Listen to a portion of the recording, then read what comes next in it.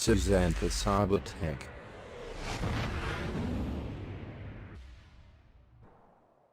එහෙමනම් යාළුවනේ Susantha සයිබර්ටෙක් YouTube channel එක හා එකතු වෙලා ඉන්න ඔයාලා සියලු දෙනාටම සුබ දවසක් කියන ගමන් වෙනදා වගේම සුපුරුදු පරිදි අදත් වටිනා කියන වීඩියෝ එකක් අරගෙන ඔයාලා ළඟට ආවේ ඔයාලගේ තාක්ෂණ දැනුම වර්ධනය කරලීමේ අරමුණේ.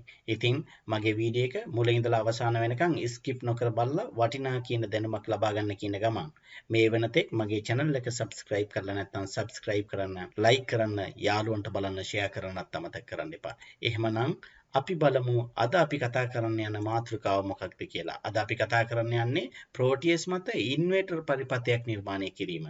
ඒ කියන්නේ සරලව ඉතා පැහැදිලිව සුළු කාලයක් තුළ වටිනා කියන දැනුමක් ලබා දීමේ අරමුණෙන් තමයි මේ වීඩියෝ එක ඔයාලට ගේන්නේ. ඉන්වර්ටර් එකක මූලධර්ම ගැන තමයි අද ඔයාලට කියලා දෙන්න මම සූදානම් වෙන්නේ. ඉතින් මම හිතනවා මේ වීඩියෝ එක මුලින් ඉඳලා අවසාන වෙනකන් වෙන දකින්නවා වගේ ස්කිප් නොකර බලලා තියරිය වගේම ප්‍රැක්ටිකල් අවබෝධයක් ලබා ගන්න කියන ගමන් අපි එහෙමනම් බලමු අද අපි කතා කරන මාතෘකාව සඳහා අපිට අවශ්‍ය components මොනවද කියලා. අද අපිට අවශ්‍ය components තමයි 3 watt 68 resistor දෙකක් අපිට අවශ්‍ය වෙනවා. ඒ වගේම 1 lamp එකක් 230 watt වලින් අවශ්‍ය වෙනවා. ඒ වගේම 12 watt battery pack එකක් අවශ්‍ය වෙනවා.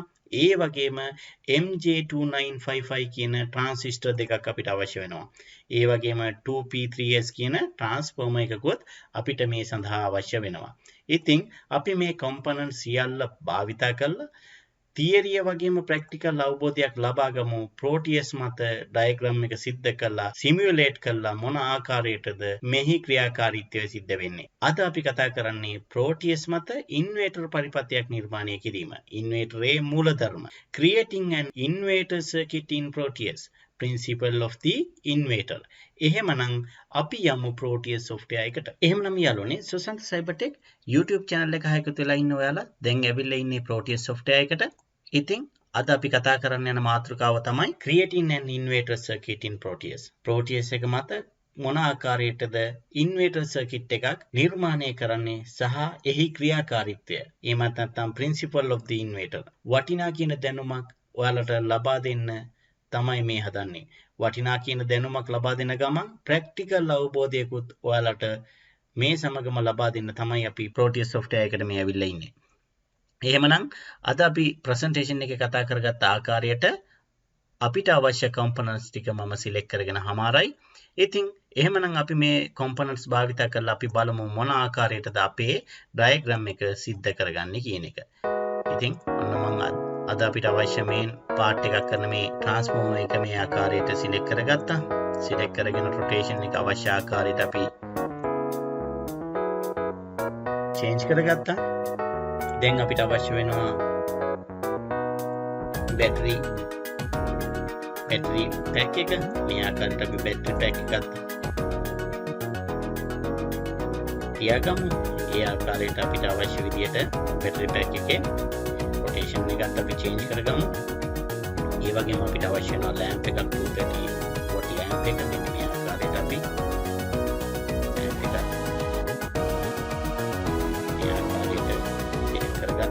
අපි කලින් කියනවා වගේ components අතර යම් කිසි දුරක් තියාගන්න. මොකද අපිට එකිනෙකා අතර connection එක සිද්ධ කරගන්න මේ Proteus එක මත. හරි battery pack එක හරි, ඒ වගේම transformer එක හරි, ඒ වගේම 230 lamp එකක් හරි. දැන් අපි select කරගමු resistor එක. මෙන්න මේ ආකාරයට අපි resistor දෙකක් select කරගමු. දැන් අපිට අවශ්‍ය වෙනවා transistor දෙකක්. මෙන්න මේ ආකාරයට 2955 කියන MJ2955 කියන transistor දෙක මේ ආකාරයට අපි select කරගමු.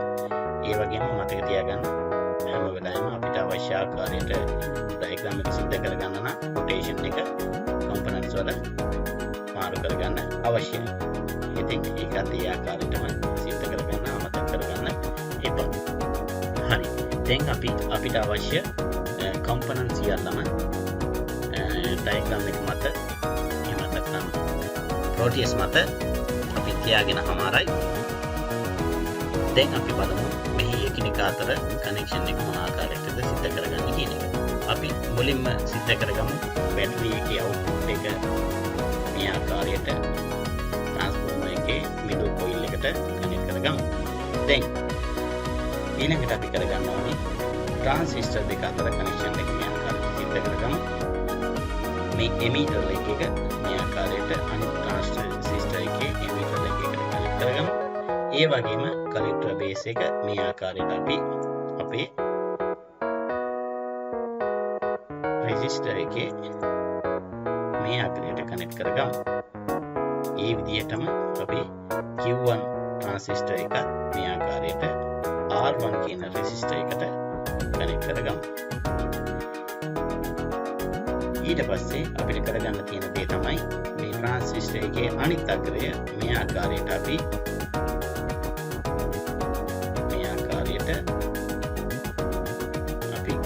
කනෙක්ට් කරගමු. Q2 කියන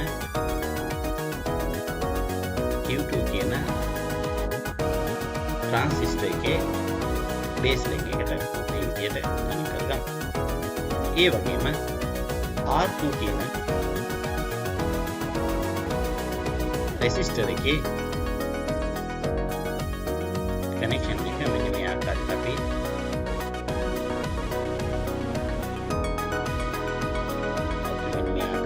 Q1 කියන ट्रांसिस्टर එකේ බේස් ලෙග් එකට කනෙක්ට් කරගමු.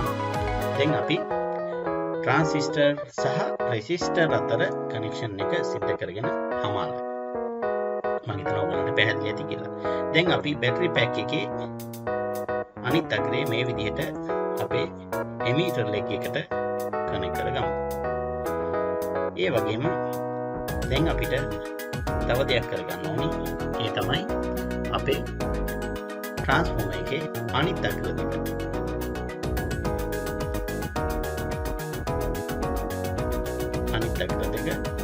කනෙක්ෂන් සිත් කරගන්න ඕනේ. ඉතින් අපි මේ ආකාරයට ट्रांसिस्टर එකේ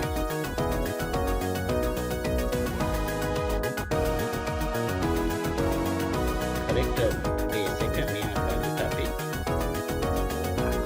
කනෙක්ට් කරගමු.